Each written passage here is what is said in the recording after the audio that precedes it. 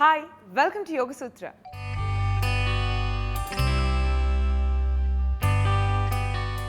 ఇవాళ యోగ సూత్రలో కృష్ణ గారు మనందరికీ ఏ ఆసనం పరిచయం చేయబోతున్నారు చూద్దామా?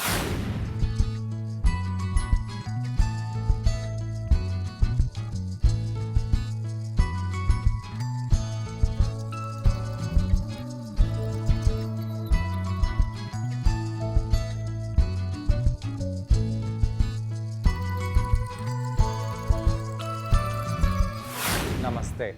ఈరోజు యోగా సూత్రాలు చేసే ఆసనం పేరు గోముఖ హస్త ఉత్కటాసన.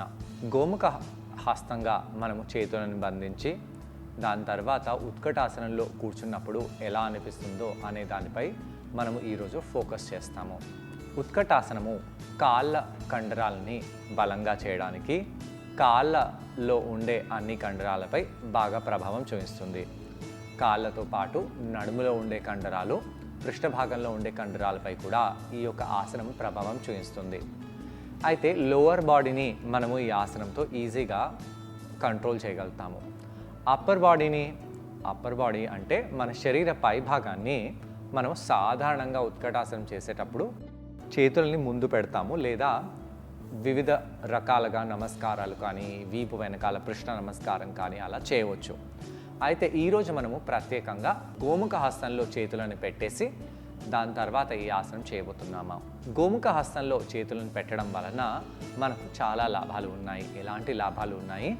గోముఖ ఆసనంలో ఉన్నట్టుగా చేతులను మనం ఎప్పుడైతే తీసుకెళ్తామో దాంతో భుజాలలో ఉండే కండరాలు, ముఖ్యంగా షోల్డర్ జాయింట్స్పై చాలా ప్రభావం పడుతుంది. ఈ ఆసనం చేసే ముందు చాలా వార్మప్ అనేది అవసరము. కాబట్టి ఈ ఆసనం ఏ విధంగా చేయాలో చూద్దాము. దీనికి బెల్ట్ సహాయం కూడా యూస్ చేయవచ్చు. అయితే నేను ఈరోజు బెల్ట్ సహాయంగా చేయకుండా కేవలం మ్యాట్పై డైరెక్ట్గా ఈ ఆసనాన్ని ఎలా చేయాలో చేయబోతున్నాను. ముందుగా చేతులని ఈ విధంగా పైకి లేపండి. ఇలా పైకి లేపేసి ఇక్కడ చేతులని ఇలా దూరంగా చేసి ముందుగా మనము ఈ విధంగా చేతులని రొటేట్ చేద్దాము. ఈ విధంగా చేతులను రొటేట్ చేస్తూ ఎలా అనిపిస్తుందో గమనిస్తూ ఉండాలి.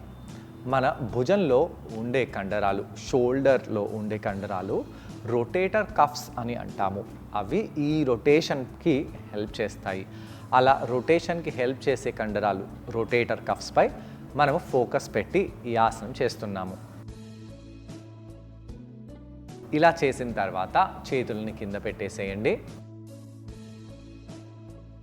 ఈ యొక్క ప్రాంతంలో మనకు స్ట్రెచ్ అనిపిస్తుంది. దాని తర్వాత రెండు చేతులని ఇలా పైకి చేసి ఇంటర్లాక్ చేసి రివర్స్గా చేయవచ్చు. అన్ని వేళ్ళని ఇంటర్లాక్ చేయాలి. చేస్తూ ఈ విధంగా చేతులని స్ట్రైట్గా చేద్దాము. అయితే నా చెవులకు ఇంకా భుజాలకు చాలా గ్యాప్ అనేది ఉంది. ఆ విధంగా బాగా గ్యాప్ని పెట్టి మీరు చేతులని పైకి చేయండి. పొట్ట కండరాలని లోపలికి బిగిస్తూ చేతులని ఇలా పైకి చేస్తూ కొంత సమయం పాటు ఉండాలి. దాని తర్వాత ఈ విధంగా కుడి చేతిని ఫోల్డ్ చేసి ఎడమ చేతితో ఈ విధంగా పుల్ చేద్దాము.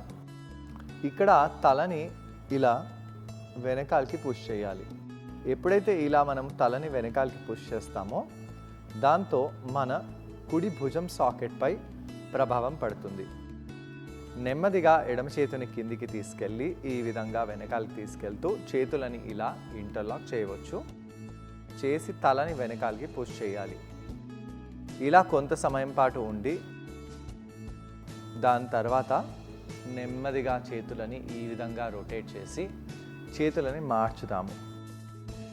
ఈ విధంగా మార్చి రెండో వైపు పట్టుకోవాలి. అయితే కుడి చేయి ఎక్కువగా ఫ్లెక్సిబుల్గా ఉంటుంది, ఎడమ చేయి స్టిఫ్గా ఉంటుంది. ఎందుకలా? ఎందుకంటే మనము కుడి చేయితో ఎక్కువగా పనిచేసి ఎడమ చేయితో అంత ఎక్కువగా పని చేయలేము.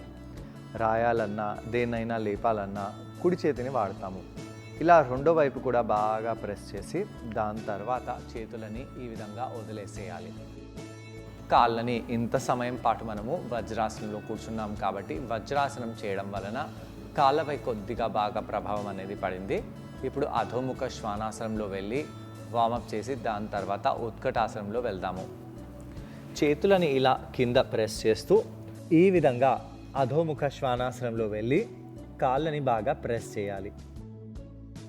సాధారణంగా వ్యక్తులకు అధోముఖ శ్వానాసనంలో కాళ్ళని ఇలా పైకి చేసి పెడతారు. అలా పెట్టకుండా ఇలా కాళ్ళని కింద ప్రెస్ చేయాలి. ఒకవేళ మీకు అలా రాకుంటే కాళ్ళని ఇలా ముందుకు తీసుకొని రండి.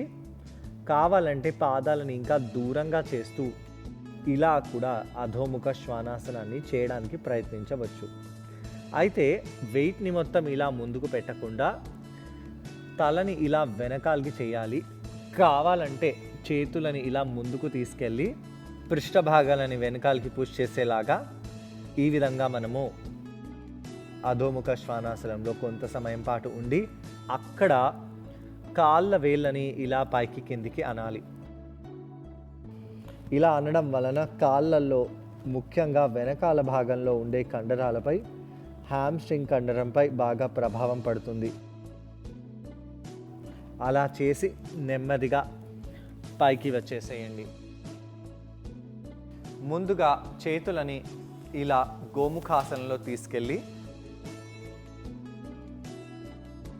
పృష్ఠ భాగాలని వెనకాలకి తీసుకెళ్తూ ఇలా ఉత్కటాసనం చేయాలి.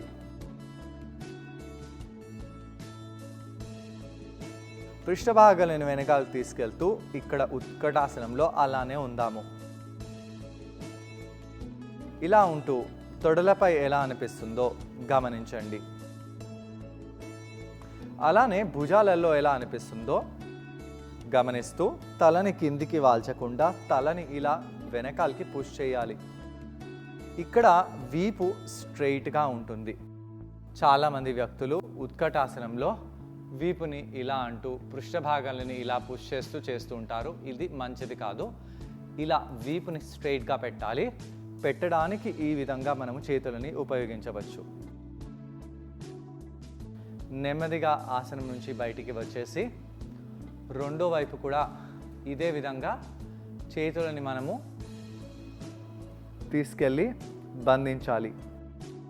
ఇలా బంధిస్తూ ఇక్కడ కూడా మనము పృష్ఠ భాగాలను వెనకాలకి చేస్తూ తలని ఇలా వెనకాలకి పుష్ చేస్తూ ఎడమ భుజంలో ఎలా అనిపిస్తుందో గమనిస్తూ తొడలల్లో ఎలా అనిపిస్తుందో గమనిస్తూ ఇక్కడ ఉత్కటాసనంలో ఉండాలి.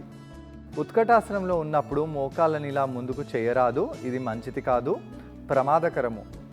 ఇలా మోకాళ్ళని వెనకాలకి చేస్తూ పృష్ఠ భాగాలని వెనకాలకి అనాలి. అలా అని కొంత సమయం పాటు ఉండి ఆసనం నుంచి బయటికి వచ్చేసేయండి. దీని తర్వాత ఈ బెల్ట్ని మనము ఉపయోగించుతాము. ఇలా బెల్ట్ని మనము కుడి చేతితో పట్టుకొని వీపు వెనకాల తీసుకెళ్ళి ఎడమ చేతిని ఇలా బంధించవచ్చు. చాలామంది వ్యక్తులకు ఇలా బెల్ట్ అవసరం లేదు, కానీ బెల్ట్ని కొంతమందికి బెల్ట్ ఉపయోగం రావచ్చు. ఇలా బెల్ట్ని పట్టుకొని మనము ఉత్కటాసనంలో గోముఖ ఆసనంలాగా చేతులను పెట్టి ఉండవచ్చు. తలని ఎక్కువగా పుష్ చేయవచ్చు. కానీ ఇక్కడ ఒక డిసడ్వాంటేజ్ ఏంటంటే ఇక్కడ ఎవరికైతే చేతులు ఈజీగా బంధిస్తాయో ఇలా గోముఖాసనంలో వెళ్తాయో అలాంటి వాళ్ళు బెల్ట్ని ఉపయోగించితే వీపుని ఆర్చ్ చేస్తారు. అయితే ఇక్కడ మనము జాగ్రత్తగా ఉంటూ వీపుని ఆర్చ్ చేయకుండా ఈ విధంగా ఆసనంలో ఉండవచ్చు. రెండో వైపు కూడా బెల్ట్ని అదే విధంగా బంధించి ఈ విధంగా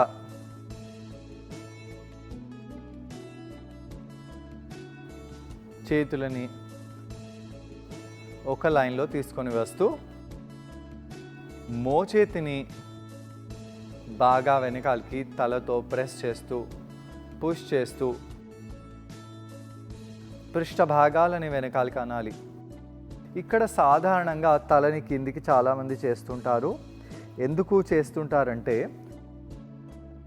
మోచేతిలో షోల్డర్ సాకెట్లో అంత ఫ్లెక్సిబిలిటీ ఉండదు. ఆ తల వచ్చేసి మోచేయి వచ్చేసి లేదా భుజం బాగా లావుగా ఉండడం వలన తలని కింద ప్రెస్ అవుతూ ఉంటుంది. అలా ప్రెస్ కాకుండా చూస్తూ మనము ఈ విధంగా వెనకాలకి ప్రెస్ చేస్తూ ఈ ఆసనం చేస్తే మంచిది. దాని తర్వాత నెమ్మదిగా పైకి వచ్చేసేయండి. భుజాలలో ఎలా అనిపిస్తుందో తొడలలో ఎలా అనిపిస్తుందో గమనించాలి. ఈ విధంగా మనము ఆసనాలలో పరిపరి విధాలుగా వేరియేషన్స్ని తీసుకొస్తూ ఆసనాలను చేసినట్టు అయితే ఒకటే ఆసనంలో మనము మల్టిపుల్ బాడీ పార్ట్స్పై ఫోకస్ చేస్తూ ఆసనం చేయవచ్చు. దాంతో కొన్ని ఆసనాలు చేసి ఎక్కువ సమయం పాటు ఆసనంలో ఉంటూ మన బాడీని తొందరగా మనము హెల్తీగా చేసుకోవచ్చు. ఈ ఆసనాన్ని ట్రై చేయడానికి కృష్ణ గారితో పాటు నేను కూడా జాయిన్ అవబోతున్నాను. మా ఇద్దరిని చూసి ఈ ఆసనాన్ని మీరు కూడా ట్రై చేయండి. నమస్తే. ఈరోజు యోగా సూత్రాలు చేసే ఆసనం పేరు గోముఖ హస్త ఉత్కటాసనము. ఈ ఆసనంలో ముందుగా ప్రిపరేషన్ చేసి దాని తర్వాత ఈ ఆసనంతో వచ్చే బెనిఫిట్స్ని తెలుసుకుందాము. ముందుగా వీపుని నిటారుగా చేసి కూర్చోండి. గోముఖ హస్తం చేసేయడానికి మనము బెల్ట్ని ఉపయోగిస్తున్నాము. అయితే షోల్డర్ మసిల్స్ని ఓపెన్ చేయడానికి ఈ యొక్క గోముఖాసనం చాలా ఉపయోగపడుతుంది. బెల్ట్ని ఉపయోగించి ఈ ఆసనం చేసినట్టు అయితే ఆ యొక్క మసిల్స్ చాలా యాక్టివేట్ అవుతాయి. నెమ్మదిగా 2 చేతులని ఇలా పైకి చేయండి. అలా పైకి చేసి ఆ చేతులని దూరంగా ఇలా చేస్తూ రొటేట్ చేద్దాము. భుజాలని బాగా రొటేట్ చేయండి. శ్వాస తీసుకుంటూ శ్వాసని వదిలేస్తూ భుజాలని బాగా రొటేట్ చేస్తూ ఉండాలి. రివర్స్లో కూడా అదే విధంగా రొటేట్ చేయండి.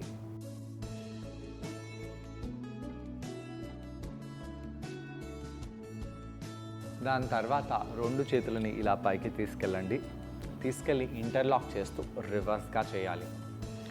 అలా చేసినప్పుడు చెవులకి ఆ భుజాలకి బాగా గ్యాప్ ఉండాలి.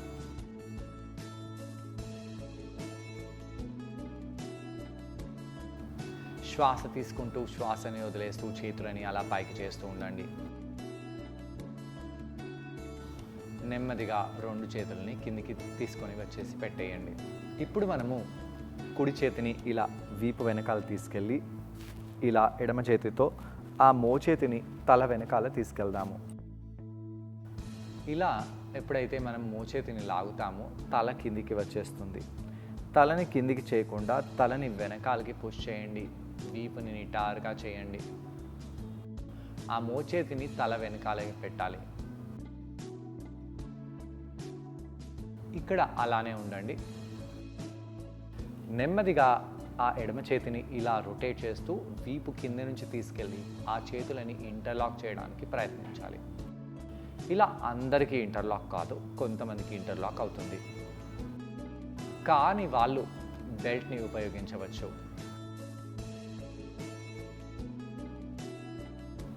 తలని వెనకాలకి పుష్ చేస్తూ ఇక్కడ వీపుని నిటారుగా చేసి ఉండాలి.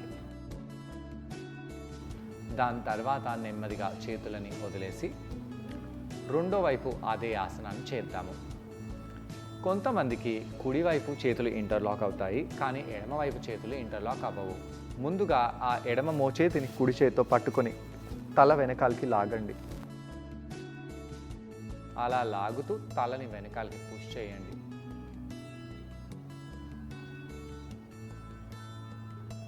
తలని స్ట్రైట్గా పెట్టండి. దాని తర్వాత ఆ కుడి చేతిని ఇలా వెనకాల నుంచి తీసుకెళ్ళి 2 చేతులని పట్టుకోండి. శ్వాస తీసుకుంటూ వదిలేస్తూ మన ఎడమ భుజంపై ఎలా అనిపిస్తుందో గమనించాలి. దాని తర్వాత చేతులని వదలండి. ఈ విధంగా మనము భుజాలని వార్మప్ చేసుకున్నాము. ఒకవేళ మీరు ఇంటర్లాక్ ఇలా చేయలేకపోతే మీరు బెల్ట్ని ఉపయోగించవచ్చు. ఇప్పుడు మనము కాళ్ళని సూటిగా చేసి కాళ్ళ వేలని ముందుకు వెనకాలకి చేద్దాము.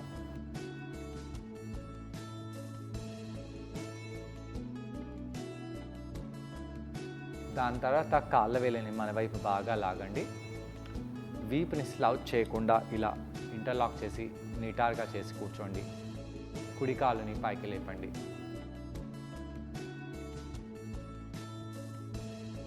యాక్టివేట్ చేయాలి.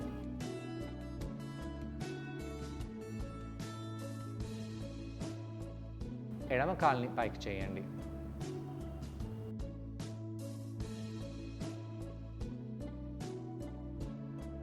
ఈ విధంగా కాళ్ళని కూడా వార్మప్ చేసి మోకాళ్ళపై వెళ్ళి అధోముఖ శ్వానాసనంలో వెళ్దాము. చేతులని మ్యాట్ చెరోవైపు పెట్టండి, కాళ్ళని మ్యాట్ చెరోవైపు పెట్టి కాళ్ళ మడమలు మ్యాట్కి బాగా తాకేలాగా చూడండి. తలని వెనకాల చేస్తూ పృష్ఠభాగాలను పైకి చేయండి. ఆ కాళ్ళ మడమలని కంప్లీట్గా పైకి చేసి కిందికి తీసుకొని రావాలి. ఇలా కొంత సమయం పాటు ఆ కాళ్ళని కూడా వార్మప్ చేసుకుందాము.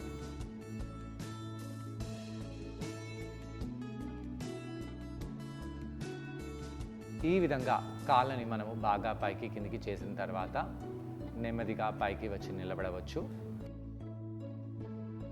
తాడాసనంలో నిలబడాలి. పాదాలని మన నడుము ఎంతైతే ఉందో అంత దూరంగా పెట్టాలి. అలా పెట్టి మన నడుముని పట్టుకోండి. అలా పట్టుకొని ఉత్కటాసనంలో వెళ్దాము.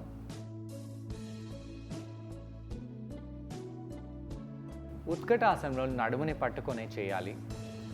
అలా చేస్తూ ఆ పృష్ఠ భాగాలని ఇంకా వెనకాలకి తీసుకెళ్దాము. అలా వెనకాలకి తీసుకెళ్ళడం ప్రయత్నిస్తూ భుజాలని కొద్దిగా ముందుకు చేసి పృష్ఠ భాగాలని ఇంకా వెనకాలకి చేస్తూ ఉండండి. తొడ కండరాలని బిగించాలి. తొడ లోపటి కండరాలని బిగించాలి.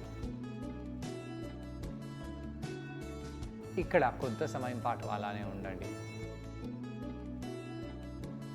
నెమ్మదిగా పైకి వచ్చేసి మళ్ళీ కిందికి వెళ్ళాలి.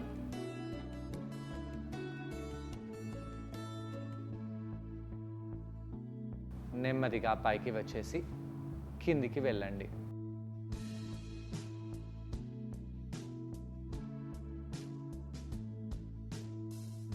ఇలా కొన్నిసార్లు మీరు చేసి ఈసారి కొన్ని సెకండ్ల పాటు ఉత్కటాసనంలో అలానే ఉండి పైకి వచ్చేయండి.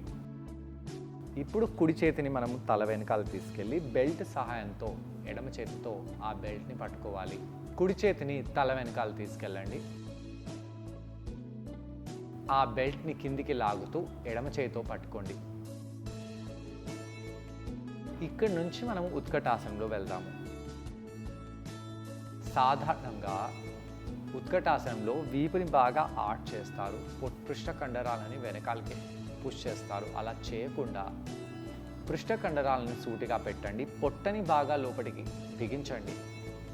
అలా బిగిస్తూ ఆ భుజంలో వీపులో ఎలా అనిపిస్తుందో గమనించాలి.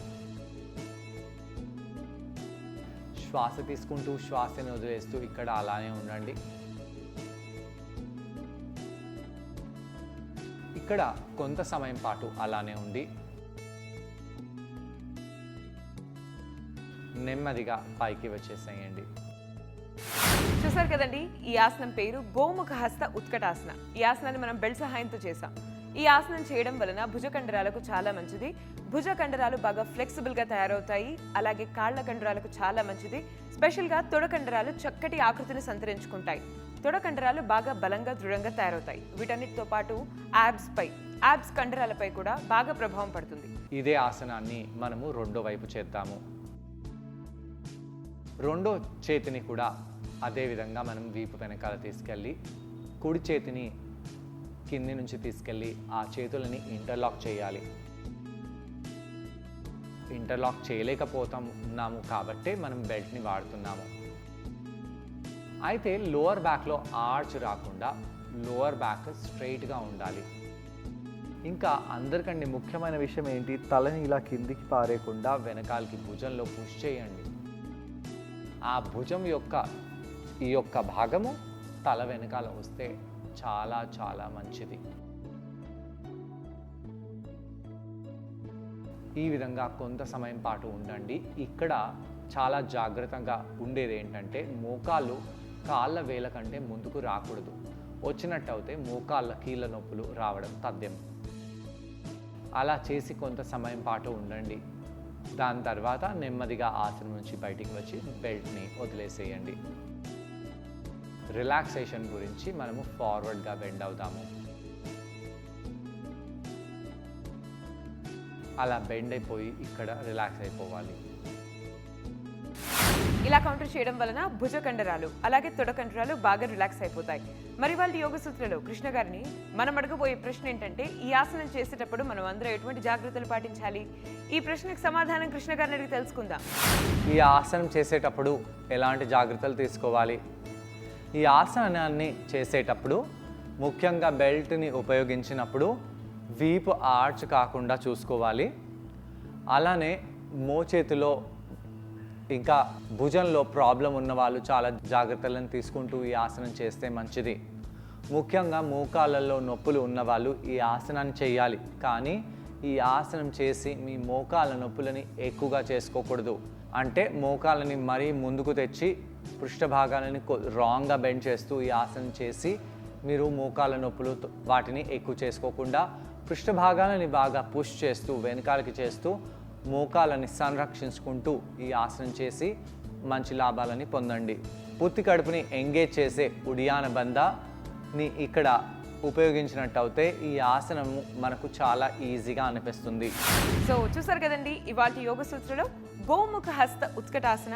ఈ ఆసనాన్ని మీరందరూ తప్పకుండా ట్రై చేసి మీ తొడ కండరాలను బాగా బలంగా దృఢంగా తయారు చేసుకోండి. తిరిగి రేపటి ఎపిసోడ్లో మరో ఆసనంతో మరికొన్ని బెనిఫిట్స్తో మనం మళ్ళీ కలుసుకుందాం. అంతవరకు stay fit and be healthy. Bye.